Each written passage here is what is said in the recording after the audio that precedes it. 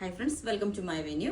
അപ്പോൾ ഇന്ന് നല്ല ഭംഗിയുള്ള താഴെ ബോർഡറൊക്കെ വരുന്ന നല്ലൊരു പാറ്റേൺ ആണ് കേട്ടോ. ഇതിന്റെ മെറ്റീരിയലും നല്ലൊരു ഒരു സെമി സിൽക്ക് മൊഡാലിന്റെ ഒക്കെ തന്നെ കുറച്ച് വേറൊരു ഇതിൽ വരുന്നതാണ്. അതുപോലെ തന്നെ ഇതിന്റെ താഴോട്ട് കണ്ട നല്ല ഒരു ഫ്ലവർ ഡിസൈൻ, താമരയുടെ ഡിസൈൻ ഒക്കെ വന്നിട്ടുണ്ട്. നെക്ക് നമ്മൾ ഈ ഒരു ഷേപ്പിലാണ് കൊടുത്തേക്കുന്നത്. ഇതിൽ ഒരു ലേസ് വെച്ചിട്ടുണ്ട് നമ്മൾ, ഞാനത് കാണിച്ചു തരാം ക്ലോസ് ആയിട്ട്.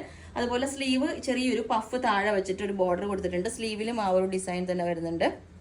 അപ്പം ഇത് ഞാൻ ബാക്കും ഫ്രണ്ടും ഈ ഒരു ഡിസൈൻ തന്നെയാണ് കേട്ടോ വെച്ചേക്കുന്നത്.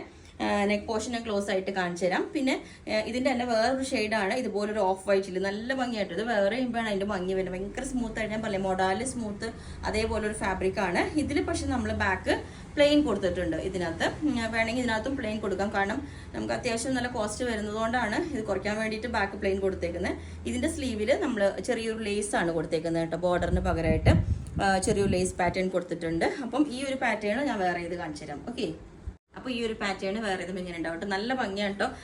നമുക്കൊരു ഫ്രോക്ക് പോലെയൊക്കെ വെയർ ചെയ്യാവുന്നതാണ്. ഇതിന്റെ സ്ലീവ് ഒക്കെ കണ്ടോ, പഫ് പോലെ വെച്ചിട്ട് താഴേക്ക് ഈ ലേസ് വെച്ച് സിമ്പിളായിട്ട് നമ്മൾ കുർത്തിന്ന് ഡിഫറെൻ്റ് ആയിട്ട് കുറച്ചൊരു ഇത് ചെയ്തതാണ്. യോക്ക് ഇങ്ങനെ ഉണ്ടാവും, എൻഡ് പോർഷൻ ഇതിങ്ങനെ ഉണ്ടാവും.